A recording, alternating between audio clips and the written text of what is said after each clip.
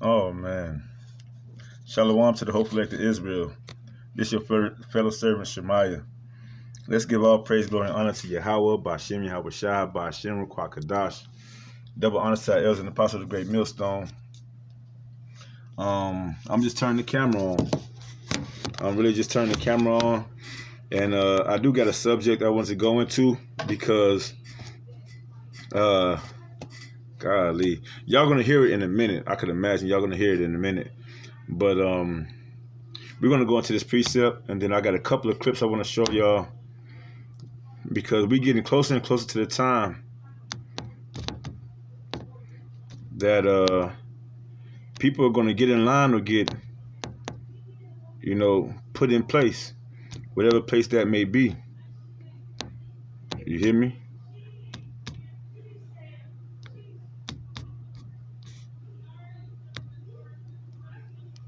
Y'all hear the stuff in the background? Y'all probably don't, but let's get it. Isaiah chapter 32 and verse 9. Rise up, ye women that are at ease. Hear my voice, ye careless daughters.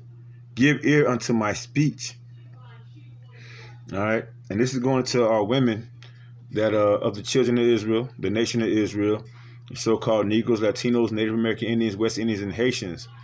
This is a warning, that you repent because the kingdom is at hand. Return to the Heavenly Father and through his only begotten Son, Yahweh Shai. The Heavenly Father's name is Yahweh, and his only begotten Son's name is Yahweh Shai. We're speaking in the ancient Paleo-Hebrew because the Lord said in the land of our captivity, he's going to give us back that pure language where we be able to call upon his name. Let me get that before I go here.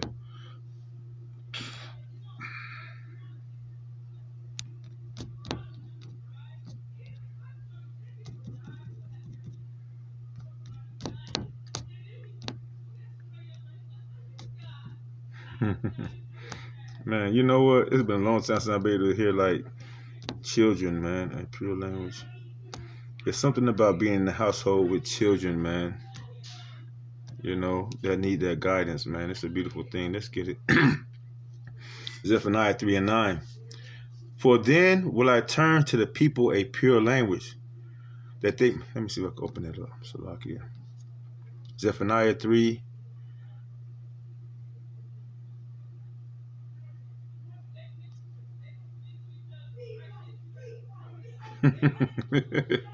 They're going back and forth, man. It's a beautiful thing. Sibling rivalry, they call it.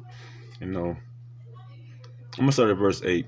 Zephaniah 3 and 8. Therefore wait ye upon me, saith the Lord, until I rise, till the day that I rise up to the prey. For my determination is to gather the nations, that I may assemble the kingdoms. Okay, now it's a lot in just that part of this precept, this scripture. Because we get impatient, well, most of us, most of Israel get impatient, but the elect is learning to suffer through everything that we're going through. Even with it's written that oppression makes a wise man mad, and knowing that we are oppressed now, right? A gift destroys the heart, right? We know that we're being oppressed on all sides. A lot of our people have lost their wits, or they lost patience. But the Lord is telling us, if you truly believe in the Lord, you're not going to take up guns. You're not going to take up arms. We're not going to get the kingdom without Yahweh Shai rising up first. Right? Yahweh Shai returning to do what was prophesied that he would do. Okay, Zephaniah 3 and 8 again. Therefore wait ye upon me, saith the Lord, until the day that I rise up to the prey. For my determination is to gather the nations, that I may assemble the kingdoms. Because what's going to happen when he gathers the nations and assemble the kingdom? He wants everyone's attention on him when he arrives. He's gonna gather the nations that he may assemble the kingdoms, right? To get the dominion. At one time, all the kingdoms of the world is going to understand who's in power, who Yahweh is giving the power to. Go to Deuteronomy chapter 7. It tells you that the Ancient of Days had given dominion to Yahweh Shai. The Ancient of Days being the Heavenly Father, Yahweh. And all the kingdoms is going to bow down to Yahweh. All the kingdoms of every other nation. Esau, Edom first and foremost, and then all the other nations that you can read in Psalms 83 that came against the children of Israel, and all the other of the 17 nations, to pour upon them mine indignation, even all my fierce anger. All right, his fierce anger, his indignation, his righteous judgment, for all the wickedness, for all the disobedience, for touching the apple of the Lord's eyes, first and foremost. For all the earth shall be devoured with the fire of my jealousy. Here's the point in verse 9. For then will I turn to the people a pure language, that they may call upon the name of the Lord to serve him with one consent. From hey, I'm doing a lesson. Is that the water? For then will I turn to the people a pure language, that they may call upon the name of the Lord to serve him with one consent. And that's what's happening right now. The Lord is turning to the people, right? Starting with the elected Israel, a pure language. We didn't know anything about Hebrew, Paleo-Hebrew. We didn't know anything about Paleo-Hebrew. Over here, they'll teach you about Spanish. They'll teach you about French, right? They teach you about all the nations that put us into captivity, how to speak their language. They take classes for their language. I remember this shit. When I was coming up, when I was in elementary, when I was in what they call it, middle school, or what they call it, I forget. You know, you get elementary, then you get the middle school, then you get high school or whatever, right? I remember in our classes what they would teach us. Besides, because being here in America, they would teach us. We grew up speaking English, which comes from Britain, right? Which comes from the English people out there in Britain speaking English, right? But the classes they had for us to take was French, and it was French and Spanish, right? Latin. Then they came, years later, when they started implementing other languages. You could learn Chinese or Japanese. Like, and my daughter, she wants to learn Japanese or whatever, right? But before then, the people that put us in captivity, they will only teach us their language. They thought that they were going to thrive forever. But what the Lord said in the midst of all this, verse 9 again, for then will I turn to the people a pure language, that they may call upon my name, that they may call upon the name of the Lord, Salaki, they may call upon the name of the Lord to serve him with one consent. Yahweh Bashim Yahweh Shah. And that's what we're doing. The Lord is assembling the kingdoms, right? To pour out all his fierce anger. You see what's going on with Russia and China, the BRICS nations, all this. You see it. It's right before your eyes. At the same time, he said he's going to return a pure language, the Lashawan Kodash. Starting with the alphabets and everything, to do what? To call upon the name of the Lord, because the name of the Lord is going to be our only salvation. It's more to it than that, of course, but that's a part of playing into our salvation. Let me go back to where I was at. I just wanted to bring that out right quick. Isaiah 32:9 again. Rise up, ye women that are at ease. Hear my voice, ye careless daughters. Give ear unto my speech. Many days and years ye shall be troubled, ye careless women, for the vengeance shall fail, the gathering shall not come. Tremble, ye women that are at ease, be troubled, ye careless ones.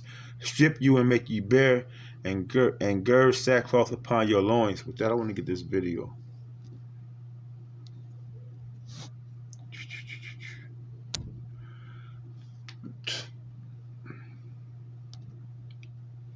To date, ready to have sex, initially. It may not be that she's using him for money or using him for something that's not one.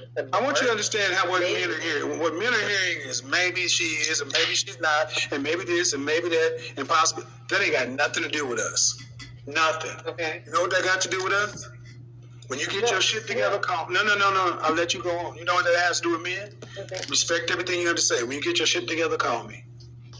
Mm-hmm. When maybe is no longer come out of your mouth, call me. Right. I think you're right about that. So even though, I think a woman should be in a proper position today. I don't think she should go in kind of, half ready or half willing. So I'm gonna have to offer pushback. Then why would you give me that example? Well, because sometimes you don't know. Sometimes when you begin, no. We don't. See, that's the thing. We don't have to French toast. No, ma'am. You're a grown woman.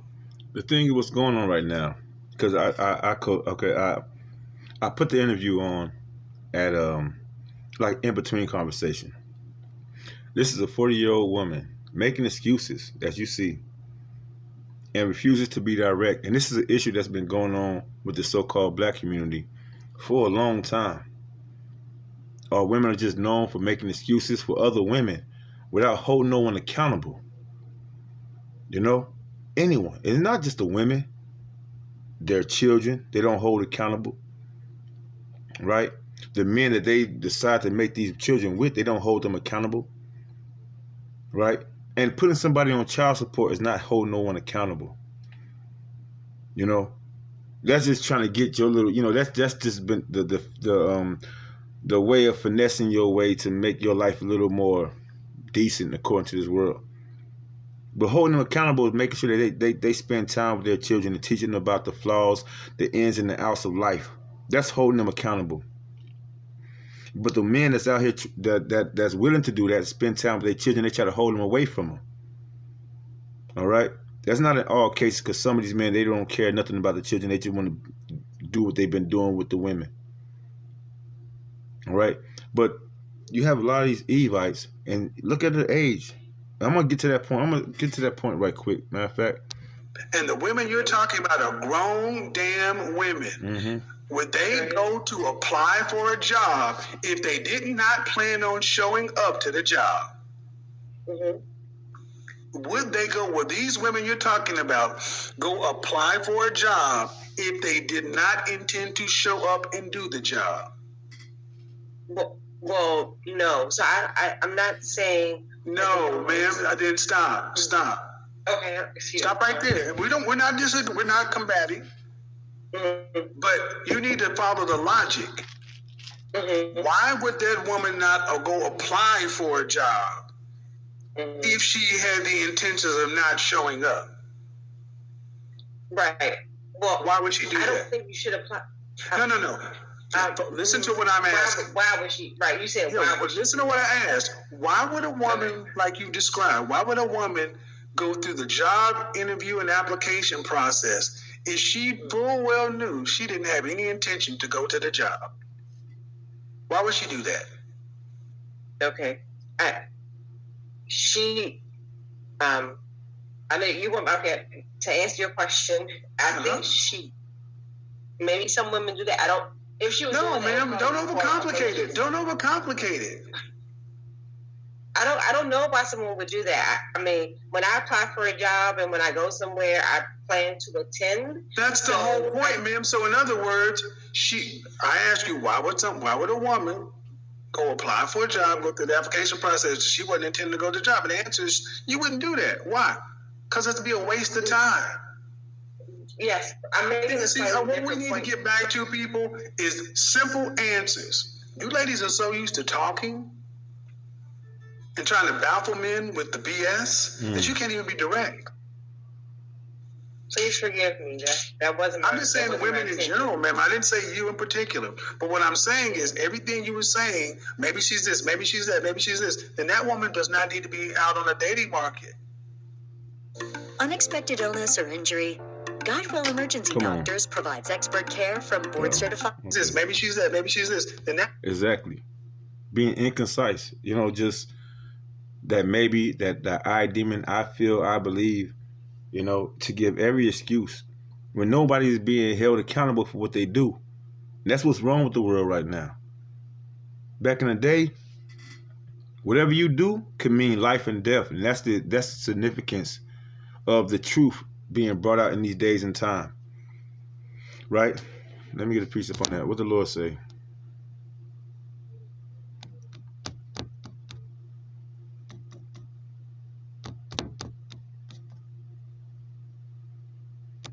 Oh, that's a good one too. Who you would serve, choose you. Who you serve, choose. Oh, dang, it kind of threw me off. Choose wisely. That's what I meant. That's what I'm looking for. Come on. And this was coming back in the earth. Right? Deuteronomy 30 and verse 15. See, I have set before thee this day life and good, and death and evil. And that I command thee this day to love the Lord thy power, to walk in his ways, and to keep his commandments and his statutes and his judgments, that thou mayest live and multiply. And the Lord thy power shall bless thee in the land whither thou goest to possess it. Choose this day. I set before thee this day life and good, and death and evil, through the curses. We took that covenant. That don't mean it's non and void, right? We still living by that, whether you get it or not. The only thing is, the Lord being so long suffering, and through the spirit and power of Yahweh Shem Yahweh Shai, he gave us Yahweh Shai one time to be sacrificed as a perfect lamb for the children of Israel, mainly the elect. Are you that elect? Are you trying? Are you striving? Are you seeking the Lord 10 times more than when you were in the world? That's what it boils down to. All right. I'm gonna go back to the video, because we gotta be held accountable. This world has taught us that, okay, you're entitled. Until the last straw. Until the last straw. You're entitled to do whatever you want to do. But the Lord said, no, it's a standard. We have a standard to live by. The children of Israel, we're not of this world. So starting with the elect. This world, the Lord said, this world, he said, if this world was mine, then my servants will fight for me. That's why in these last days and time, he asking, who's going to stand up for me against the workers of iniquity? No matter what we have to go through, no matter the detrimental cause or the effects that this wicked world could bring upon us, who are you? Are you willing to stand up and fight against the workers of iniquity? And all you have to do is tell the truth and live by it. Let's go here. Maybe she's that. Because this is what we've been dealing with. Numbers that you're going to present to Congress. I just need to know, are you talking about a minority or a majority? Hold on. Not answer my question. I thought I just answered it by saying 40%, but that was not my original question. I asked you what percentage of people. I'd say what percentage of female dating population would you think is moving around out here like that? And I'm doing this for a reason, audience. I'm doing this for a reason. I want you to understand, audience, I'm doing this for a reason. The only reason I say that is because what percentage do I think of women are not necessarily in a position? I don't date women, so I don't know. But women who are not in a position to date in a healthy space, I think it's a large percentage of women who are not able to date in a healthy space. But in terms of what percentage of people do I think are intentionally doing things that they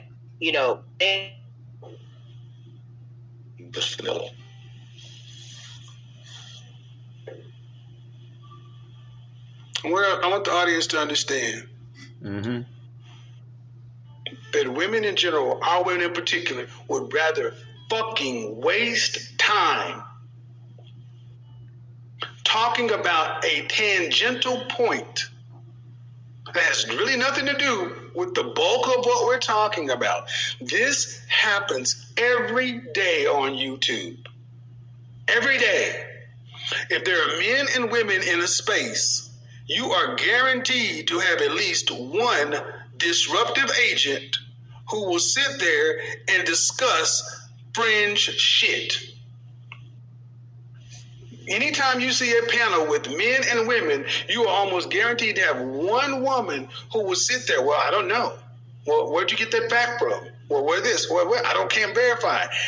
Their position is to not move the conversation one bit. It's to keep it fucking stuck. Mm-hmm. Remember, she brought this point up. She said, well, hey, maybe there are women like this. Maybe there are women like that. I'm like, okay, well, all right, cool. Maybe there are. But 100% of the single women out there, what percentage of women we're talking about? And what she didn't want to say is what we all know, probably less than 2%.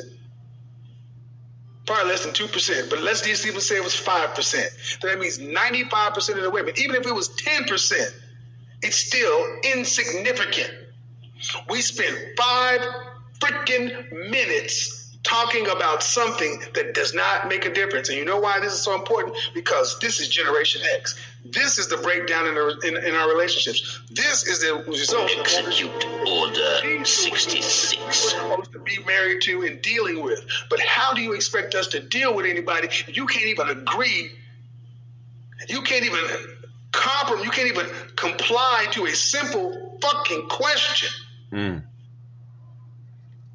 We're supposed to be the next ones up after the baby boomers go. That's our role. We're supposed to be teaching the younger ones coming up. And these are the women? Won't hold them accountable. Won't hold them responsible. Don't want to overspeak. Don't want to generalize. Don't want to say anything to possibly offend. Well, then why the hell are you here? I'm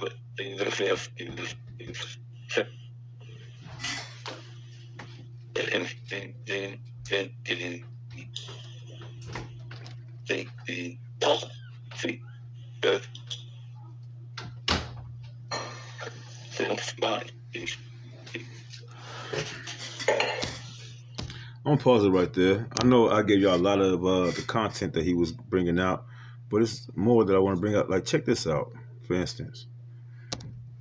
The difference. When the sawdust settles and the engine finally roars. And that's not new. The difference of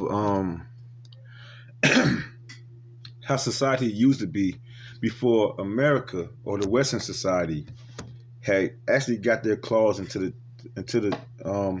women, into the children of Israel, period, point blank, as a whole. You know, but this lesson we're dealing with women. You know, rise ye women, rise up ye women that are at ease, meaning to wake up out of sleep. You know, we are the children of the light. We're not the children of the darkness. All right, and this is mainly to the elect, because even 2/3 of Israel is still caught in gross darkness. They don't know who they are. They reject. If you're not talking about Esau, Edom being, you know, their Lord and Savior, they're not trying to tune in to what's being brought up in these last days and time. If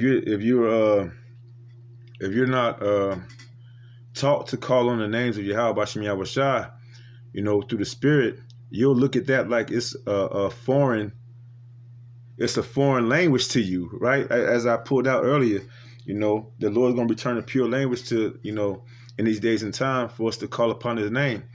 That's a foreign language to the 2/3 of Israel. You know, even though it's the truth, they look at it as a foreign language because the only thing they know is Jesus. You know, no matter how much you tell them that the letter J and the pronunciation of the letter J didn't exist until 1524 or 1524, you know, they'll sidestep that and be like, hey, well, this is what I know. Gross darkness. You know, unless a so-called Edomite or a so-called white man, you know, the Edomite come out and say, hey, this is what it is. And even then, because you got so many Edomites out here telling you, hey, You the children of Israel. They not gonna get it. All right. When we our history, which most of us don't know anything about, especially being raised in the Christian church, as far as marrying, you know, being able to marry a woman. How do you go about marriage? How do you go about the actual way of relationships? How do you go about the actual way of building, of bringing a man and a woman together? Right? In the old days in Jerusalem, you know, they like to bring up the fact of Yahweh Shai making water or turning water into wine at the marriage, right? But what the hell do y'all know about the marriage? What else took place? That's all you're worried about, partying and having a good time. The Lord made wine so everybody can have a good time because his mother asked him to. Type bullshit, right? And they celebrate that all day in the damn Christian church. But it was about a nation building. At the end of the day, it was mainly about nation building. It was about bringing people together righteously. You know, the woman that was about to be married, she was a virgin. The man that was about to be married to that woman, or vice versa, the woman that's about to be married to that man, the man, he had some stock in himself. The very first way that a man, unless the father wasn't around, you know, if the father wasn't around, then the man would just take the woman, right? That's someone I want to be with. She's gonna give me kids. She's gonna be my wife, and they would do the do. But the law was in place that if you do that, like in the case of Isaac, right? Isaac and Rebekah, he couldn't just, after he slept with her, he couldn't just put her off. Unlike what's going on in this, how the Lord call it, this wicked and adulterous generation. And even back then, there was a lot of it going on, right? But he would have to follow the law. He would have to keep her, right? He would have to take care of her. Unlike what's going on nowadays. And those laws were substantial as far as us bringing forth a nation, right? I don't want to lose track because I'm kind of getting, you know, excited, you know, because it kind of pisses you off when you see you live in this world that oppresses you, especially through their knowledge, right? But that was the way of and this lady that we just got, she's gonna tell y'all, you know, how it was. It's no reason for women to be dating, right? It's no reason for people to be dating, period. At the end of the day, this whole dating thing has been set up for our women to become whores and harlots. That's all it's been set up for, to destroy us. Let me go here first.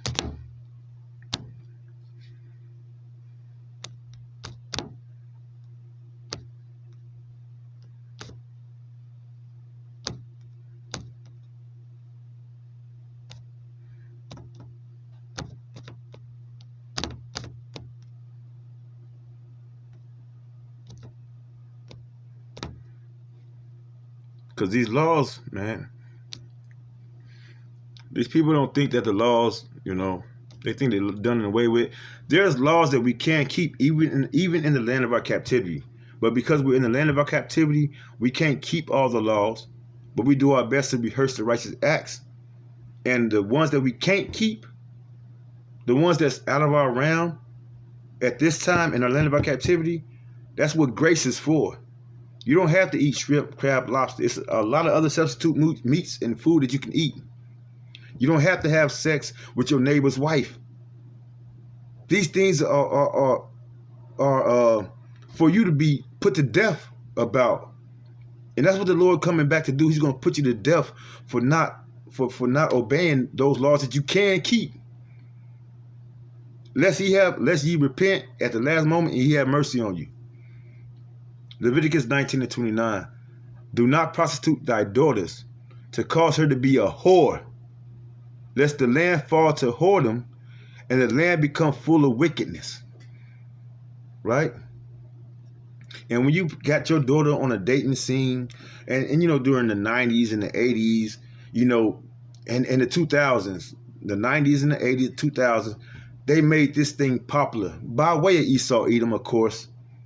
You know, the white man, you know, through his propaganda, through his TV and television and all this bullshit, radio, you know, and the videos that, you know, he put up. And it just got worse and worse, right? It got out of hand. Our daughter's walking around with biker shorts. We went from biker shorts to thongs and what's that damn, from the thong song to fucking what's that damn, the BET shit they used to have late nights and shit. That shit played a part in destroying us. Once again, Leviticus 19:29, do not prostitute thy daughter to cause her to be a whore, lest the land fall into whoredom. And they came up with a word called thought, that hole over there. And the land become full of wickedness. And look it up. Look at where we are, in the ghettos, in the hoods, in the barrios. Nothing but wickedness, right? This is how the thing was supposed to be set up. From a woman's mouth. From a woman's mouth. I cannot say what's wrong or right. Talk to you guys about a topic, a subject that I've been putting a lot of thought. Hold on. In this moment, yes, I cannot say what's wrong or right. Going on? What's going on? What is going on, man? Shout out one time something, and I want you to like close your eyes like so many people. I want you guys to think about this. Dating about this. Well, you know what? I can show you better than I can tell you. Yeah. Let's listen to something I heard on another show. Okay. So I don't know what I'm expecting to.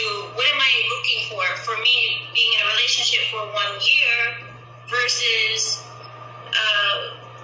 us getting married straight away, because there's nothing that you're not going to know about someone without being with them anyway. But I'm not going to waste time and, how can I say this?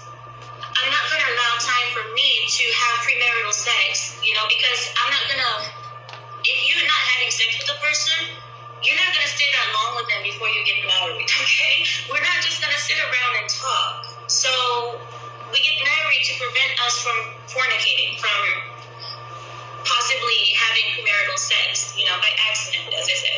So that's why we tend to get married. And also, if things go wrong, then they go wrong. But this is why your father is there to vet your man. This is why the families are so involved. To be that net, if something does go wrong, the family is there.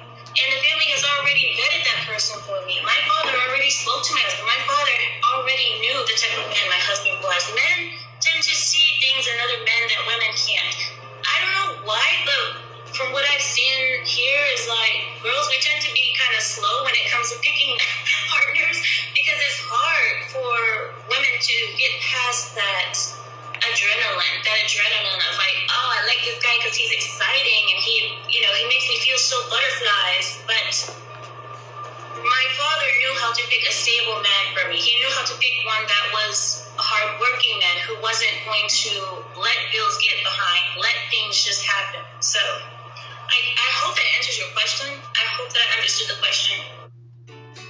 When you fall in love with a table, you're falling in love with what will happen around it. When you know a sofa is... I hope that answers your question. I hope that I understood the question right. You did. Like it or not, now this is a question for grown folks, not for boys, not for girls. So this is for people who are really trying to have an outcome, not people who are trying to be right. Ladies, the data is in. You don't know how to pick men for relationships. You simply don't. And that's not new. Women worldwide have this issue. This is what you heard that woman say. That woman knew her husband for 5 weeks. And as the story goes, they were at some party or something. Her to-be husband came through the door, saw her across the room, said, "Who is that? That's so-and-so. Oh, I think she's attractive." One of the people went over and said, "Hey, old boy says he thinks you're attractive or whatever." He says, "Well, if he likes me, he knows what to do." And from that point on, that guy went over and talked to her family, her father and her brothers, and they negotiated and talked about it and went to their sister or their daughter and said, "Are you interested in marrying this man? He wants her to marry. You have the choice." And she said, yes. They were married. When I talked to several women, I'm like, what is it that you think you were going to learn in dating somebody? Because no matter what you guys have to say, every time we talk about it on my channel, I was with him for 2, 3, 4, 5 years. Then we got married for 6 months and we were divorced. How many times do you hear people say it changed after marriage? So like it or not, you can only know so much. Modern women, you gotta admit, you don't know how to pick, and you're taking too long. What does he say? I'm not gonna waste all this time. That's why the Lord say this.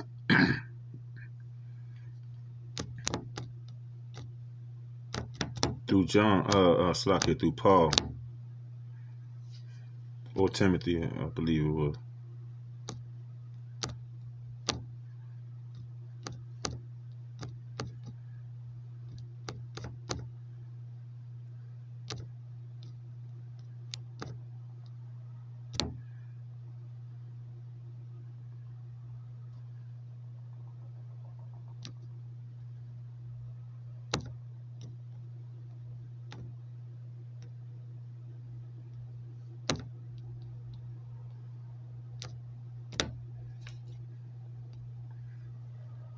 First Timothy chapter 5, verse 14.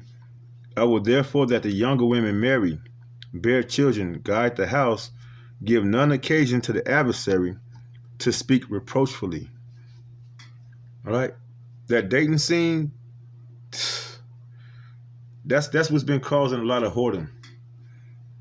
Whether you know it or not, whether you see it or not, whether you believe it or not, that's the truth. The Lord is shutting that shit down. He's shutting it down. Right? You got a lot of women out here, they're getting took out left and right. They're dating the wrong dude. They're getting pregnant, not knowing, you know who the father is or if he's going to even stay there in their life. Right? Or they're even pushing him away to find the fantasy that they pictured in their mind, which their minds are constantly changing, because of feelings and emotions. They hear something on the radio, on the TV, this moment, and it sounds good to them, and they want to go with that. Then, 2 months, 3 months later, 6 months later, they hear something different, and they want to go with that. Come on. It's no stability, and no one is being held accountable for their actions. The Lord set it up where the man, the father, that's been taking care of the daughter for a certain amount of time, or since she came into the world. He's gonna be the guiding light to her future as far as dealing with men. But she's being taught by her mother how to be a wife. And it's totally opposite of the world that we're living in. She's going to be submissive, which is the world look at that like it's a bad thing. But you have women that's understanding the concept of it now. Because all the women that's been out here, living that false lifestyle of, I don't need a man and everything like that. The Lord is crunching down.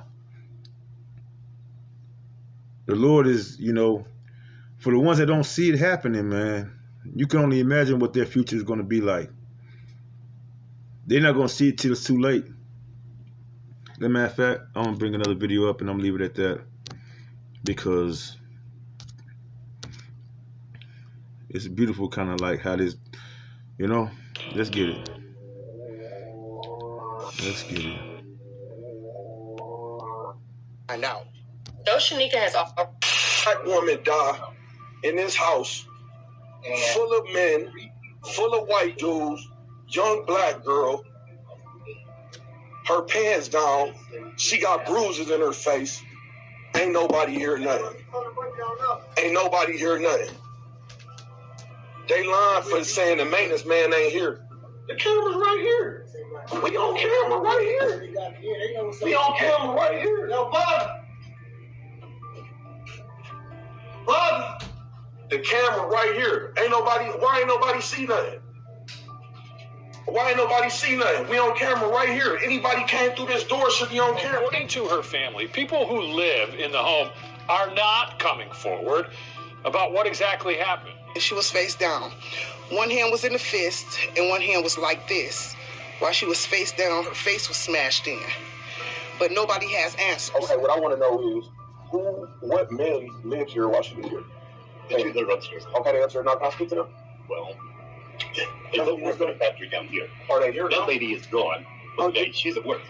She leaves every morning. But do they live up here, upstairs? Yeah. So how would I get there? It would be to the side. Are they here? No, they're at work. Okay. And they both work at the factory What's your name, downstairs? son? Patrick. How you doing, sir? It's my room. Okay, was he here too?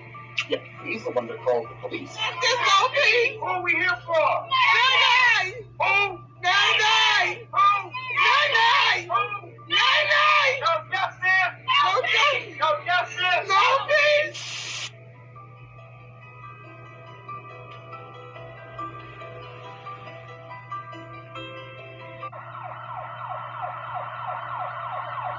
"31-year-old Shanika Nickerson Mays was a loving wife and mother of 3 from Cleveland, Ohio, who had a passion for fashion and beauty, often styling hair for her loved ones. She was deeply devoted to her children and everyone that she cared about. She drive 100 miles an hour. I got it for y'all right here. It's real out here. I'm trying to find out how you make it go the other way. 100 miles an hour. She all the way on the steering wheel, but she can drive her ass off, y'all. Look at little Skeeter all the way up on the steering wheel. Her life journey included earning a nursing license in home care in 2012, marrying Lawrence Mays in 2013, and obtaining her GED in 2017. Let me speak on that fact right quick, because the elders, out in Chicago, they brought it up, and I've been thinking about it, for about a week. Hey, man, I had a conversation at the plantation today about it. Like, I brought it up. Like, when you think about it, the only reason why you go to college is to get into debt. That's the only reason you go into college. After trying it and going through it, I try to push it upon my children. Hey, don't worry about that college shit. Don't try to get involved into it. Now, whether or not they mom had some other plan for them or whatever, right? But you go to college, you accumulate all this debt as far as loans that you can never pay back. My thing is this. All right, if I go to college and I take your classes and everything like that, if I get out of college and I'm not able to get a job based on the field that you told me I'm supposed to get, I should get my loan back. They've been persecuting me, for the past 4 or 5 years because of this debt shit. I wouldn't suggest anybody to go to college as a way of becoming prosperous or doing better with your life, because it's a scam. It's a governmental scam at the end of the day. And a lot of our women going to get college knowledge, nurse degrees and all this bullshit. But what you need to do, you got 2 children. Settle down with the man. Settle down with the man. Keep Yahweh Bashim Yahushua in your life, and he'll guide the rest of it.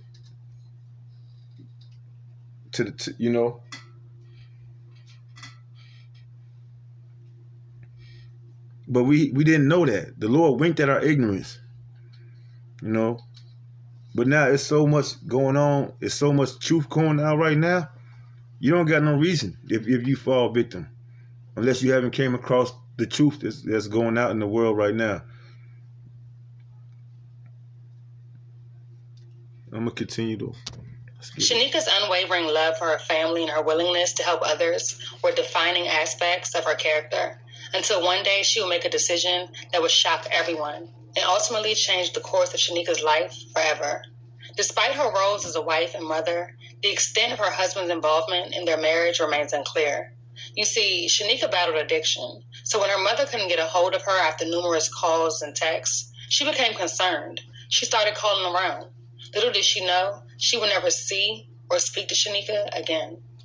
On August 31st, 2023, a maintenance man inside of a boarding house on Allen Road in Cleveland's UKC Green neighborhood would discover the lifeless body of an adult female inside of one of the bedrooms.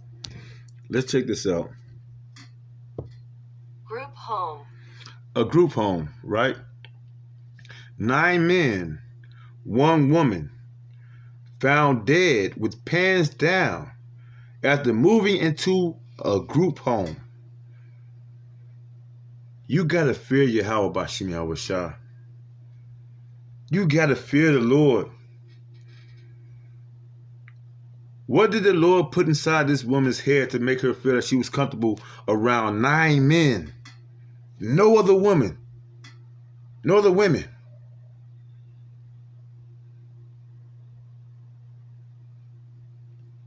What was in her? Let's get it. Again, the definition. Group home. The definition for group home.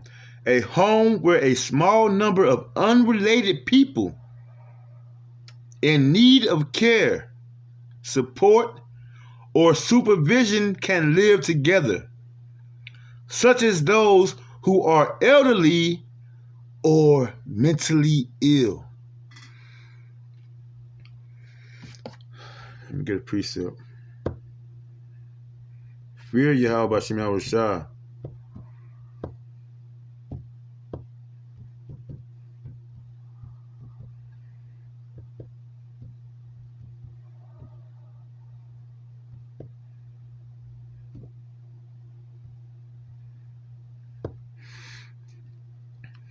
Isaiah chapter 66 and verse 4. I also will choose their delusions and will bring their fears upon them. Because when I called, none did answer. When I spake, they did not hear. But they did evil before mine eyes, and chose that in which I delighted not. We're all, it's by the mercy of Yahweh Shema Shai that we're even here. And you should fear Yahweh Shema Shai because he has the right, he has the power, he has the purpose. He said, I would do my purpose. Let me see, man.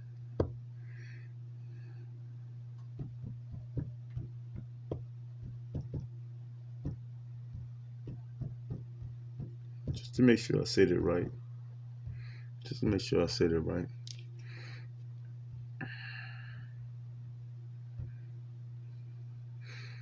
Isaiah 46:10, declaring the end from the beginning and from ancient times, the things that are not yet done, saying, my counsel shall stand, and I will do all my pleasure. That's the word, pleasure.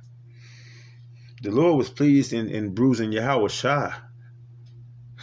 How much more any of us? Yahweh Shai had fear in the Lord. He had fear in the Heavenly Father Yahweh. He told him to take this cup away from him. But he had enough knowledge, wisdom, and understanding, enough of the Spirit to say, hey, when he didn't receive that confirmation, when he didn't hear nothing, when Yahweh didn't reply to him, he knew, okay, this is my fate. This is what I got to deal with for the children of Israel. And it pleased Yahweh to do it, that it be done. So that's you know, when you hear the Lord, and then we all hear him. We all hear him. You can act like you don't hear him. You can try to, play him off or whatever. But we all hear what the Lord say. And we all going to be broken down one way or the other.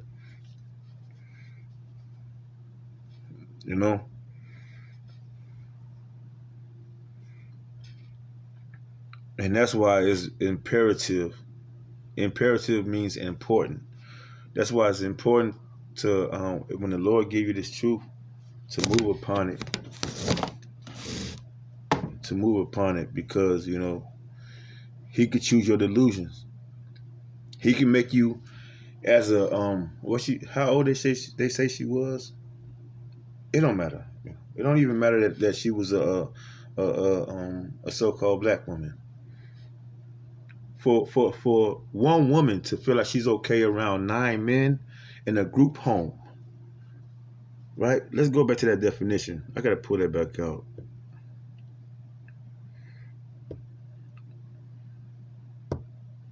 Group home. Group home, a noun. A home, right? Your home is supposed to be comprised of you, your husband, and your children.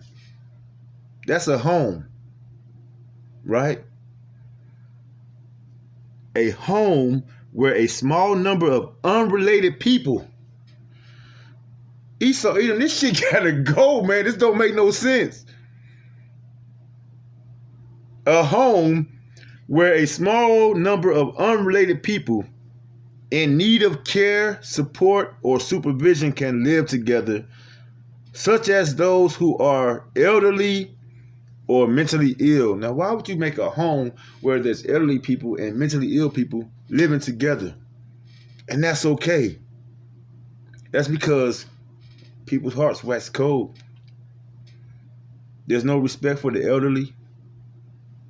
The elderly that don't have nobody to depend on, their children running rapid, doing whatever they want to do. No matter how much stock you put in them, this shit is scary, man.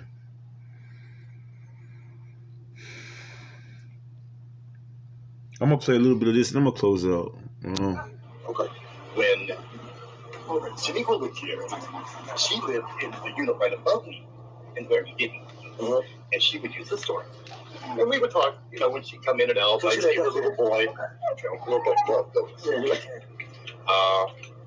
I never really associated. I mean, she's very friendly whenever I talk. It's just like, be talking to a neighbor. What's the demographic here as far as men and women? There was only one woman. And that was her at the time. Okay. Now we have a lady upstairs. Okay. So did they move somebody in right away? She didn't live in this room when it happened. She lived in the back. And there was how many men and one woman? There are 2 guys who live upstairs. The victim was identified as 31-year-old Shanika Nickerson Mays, who was sadly pronounced dead at the scene, found deceased inside of her bedroom. For reasons unknown, Shanika made a split decision roughly a year prior to move into a boarding house with 9 men and no other women present. This raised many questions for her loved ones, but they allowed her to live her own life, despite her battle with addiction. I mean, after all, she was grown, right? Everything seemed normal at first. She had been focusing on her children, working and paying her rent. Then everything just stopped. Phone calls, texts, all communication. Concerned after not hearing from Shanika for a few days, her mother contacted the maintenance man at the boarding home. While on her way to the house, she would receive a phone call informing her that the maintenance man had made a gruesome discovery. Shanika was found dead inside of a room. She expressed frustration and suspicion, pointing out that Shanika was living in a house with 8 or 9 men, and no one seemed to know or hear anything about what happened. The landlord mentioned that there were security cameras in the home, including one directly outside of Shanika's room, but claimed that the hours of footage were missing or couldn't be found. Community activist Antoine Tober from the New Era Cleveland, who was advocating for justice for Shanika, also raised concerns about the circumstances surrounding her death. He pointed out that the only way to enter or exit Shanika's room without being seen on camera would be through a separate entrance, suggesting that someone with knowledge of the house's layout might have been involved. Additionally, there were reports of a piece of drywall that could have been moved to gain access to her room. happened to Shaniqua Nickerson? That's the question the 31-year-old's family desperately wants to find the answer to. She was working, focusing on, her children, paying her rent, being kind to others. The mother of 3 was found dead inside her bedroom on August 31st. To me, it looked like she was fighting for her life. For the last year, Nickerson was living at this boarding home on Algonac Road in the city's Euclid Green neighborhood. Her mother, Nakia, says she called the maintenance man after not hearing from Shaniqua for a few days. Yeah, I hear her phone, but I haven't seen her. So on the 31st, August 31st, I said, you're going to have to get in there so I can see if my daughter's in there. You heard her phone, but you never checked on her. While Nakia was on her way to the home, she got a call she hoped she would never get. The maintenance man made a gruesome discovery. I can't point the finger at no one, but everyone that lives in this home, like 8 or 9 guys and 1 female, nobody knows nothing, nobody heard anything. There's a camera directly on the room that she was renting. But the landlord saying it's hours of footage, she can't seem to find anybody, anything. You would say this is quite a suspicious death? Very suspicious, beyond suspicious. All of the red flags are up on this case. Antoine Tolbert is a member of New Era Cleveland, a community organization fighting for justice for victims and their families. He says some things aren't adding up. Her unit, there is no way that you can get in or out this house from her entrance without being seen on camera.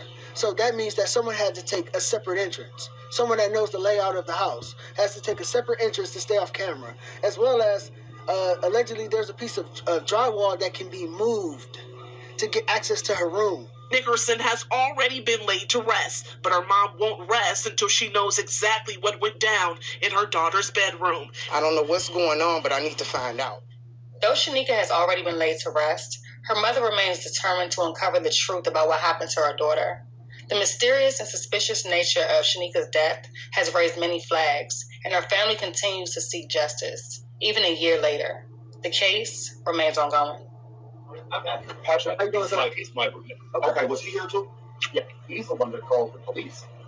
Well, I was taking video from him about that big incident that happened 2 weeks ago. Yeah, understand. Okay, come on later. Come on. And I just got sent an article this morning from someone who lives here. They said she was beaten.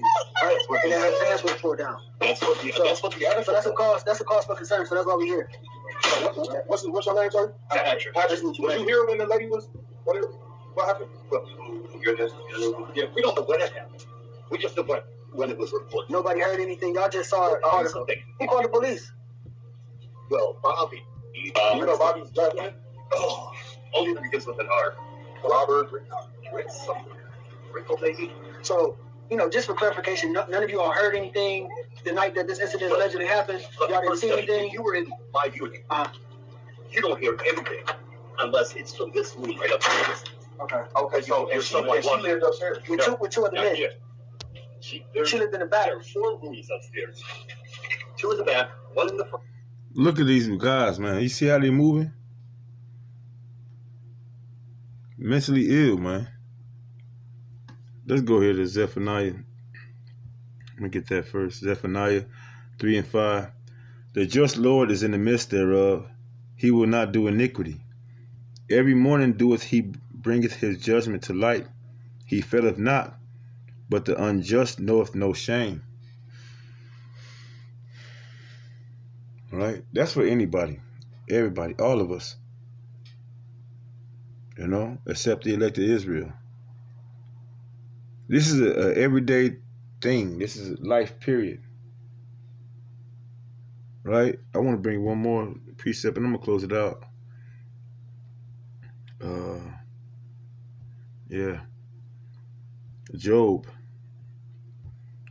Job chapter 4, verse 7.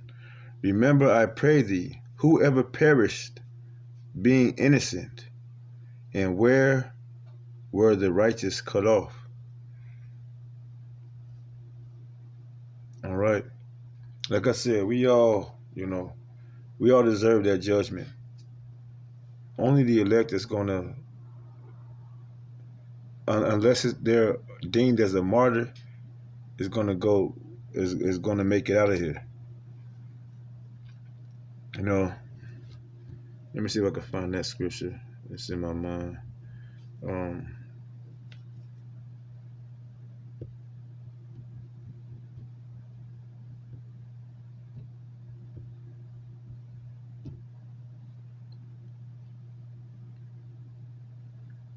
Oh, this is a new one. I want to go there. I like that. Let's go there. John chapter 8, verse 51. Verily, verily, I say unto you, if a man keep my saying, he shall never see death. All right, if a man keep my saying, he shall never see death. What the Lord say? Let's get another precept on top of that. I ain't got to break that down, right? If a man keep my saying, right? Let me get the precept for it.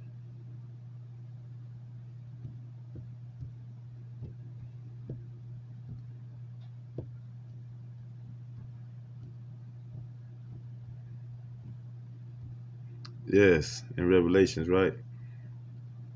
Revelation 3 and 10. Like they always bring that out in camp. Call Yahweh. Revelation 3 and 10. Because thou hast kept the word of my patience, I also will keep thee from the hour of temptation, which shall come upon all the world to try them that dwell upon the earth. And that goes into the MOTB. That's something that a lot of these camps ain't telling y'all about.